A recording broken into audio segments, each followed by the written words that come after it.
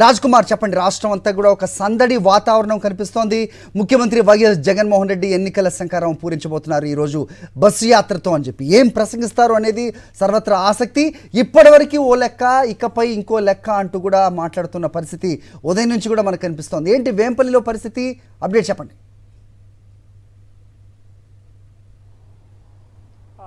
Right Hari, అంటే మీరు చెప్పినట్టుగానే సో వైఎస్ జగన్మోహన్ రెడ్డి ప్రజలతో ఏం మాట్లాడబోతారు అనేటువంటిది ఇప్పటిదాకా సిద్ధం సభలకు సంబంధించి చూసాం. సో సిద్ధం సభల సక్సెస్ఫుల్తో దూసుకుపోతున్నటువంటి వైఎస్ఆర్సీపీ ఇప్పుడు ప్రజా సంకల్ప యాత్రను గుర్తు చేసుకున్నాం మనం. ఇప్పటికీ మరొకసారి ఎన్నికలకు మేమంతా సిద్ధం అంటూ బస్సు యాత్ర అనేది స్టార్ట్ చేయడం జరుగుతుంది.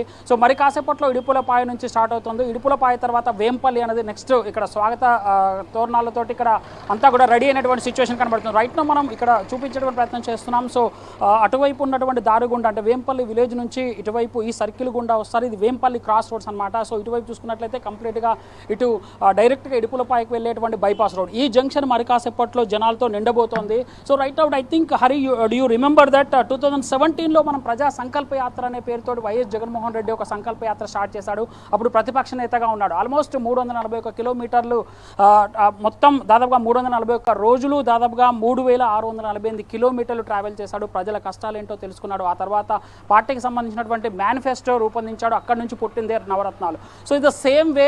సో ఎవరైనా అధికారంలో ఉన్నప్పుడు ఖచ్చితంగా ఇంత కష్టపడి పనిచేయాల్సినటువంటి అవసరం ఉండదు, గెలిచిపోతామన్నటువంటి ధీమాతో ఉంటుంది. బట్ ప్రజల కష్టం తెలిసిన మనిషిగా, సో ప్రజల కోసం అహర్నిశలు కృషి చేసేటువంటి వ్యక్తిగా మళ్ళీ ఒకసారి జనాల దగ్గరికి వెళ్ళాడు. సిద్ధం సభలతోటి జనాలకు సంబంధించి ఏం చేయాలో, ఏం చేశామో అనేది చాలా ధైర్యంగా చెప్పారు. మేము చేశామని మీకు అనిపిస్తేనే మాకు ఓటేయండి అని చాలా నిక్కచ్చిగా చెప్పినటువంటి సీఎం ఎవరైతే ఉన్నారు అనుకుంటే ఇండియాలో ఒక్క వైఎస్ జగన్మోహన్ రెడ్డి అని చెప్పక తప్పదు. ఎందుకంటే అంత నిక్కచ్చిగా ఉన్నాడు. ఏవైతే దాదాపుగా డీబీటీ, నాన్ డీబీటీ ద్వారా దాదాపుగా 4,40,000 కోట్లు ప్రజలకు పూర్తి స్థాయిలో అందించినటువంటి వ్యక్తిగా ఉన్నాడు. ఇప్పుడు ప్రజల్లోకి వస్తున్నాడు. ఎందుకు అంటే సో ప్రజలకు సంబంధించి ఇంకా ఏమైనా హామీలు ఉన్నాయా, సో ప్రజలు ఇంకా ఏమైనా కోరుకుంటున్నారా అనేటువంటి దానిపైన కూడా ఇప్పుడు మేమంతా సిద్ధం అనేటువంటి బస్సు యాత్ర ద్వారా చేసుకున్నారు. దాదాపుగా 21 డేస్ వరకు ఆల్మోస్ట్ 23 పార్లమెంట్ ఉంటే 25 పార్లమెంట్ ఉంటే దాదాపు దాంట్లో 21 పార్లమెంటు నియోజకవర్గాల్లో పూర్తి స్థాయిలో ఈ బస్సు యాత్ర అనేది కొనసాగబోతోంది.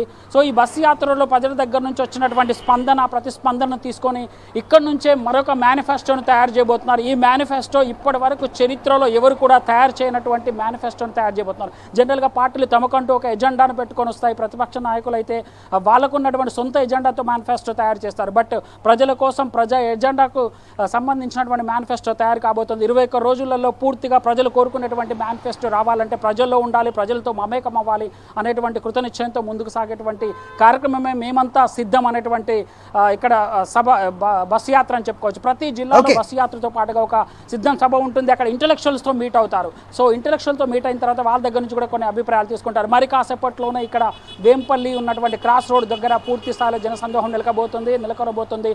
ఇక్కడ ఇరుపులపాయ దగ్గర నుంచి నెక్స్ట్ స్టాప్ వచ్చేది వేంపల్లి నుంచి. వేంపల్లి నుంచే స్వాగత తోరణాలతో ఇక్కడ చూసుకోవచ్చు. అక్కడ వైపు చూసుకున్నట్లయితే ఒక గజమాలతో రెడీ అయిపోయినటువంటి సిచ్యువేషన్ మనకి ఇక్కడ కనబడుతోంది హరి.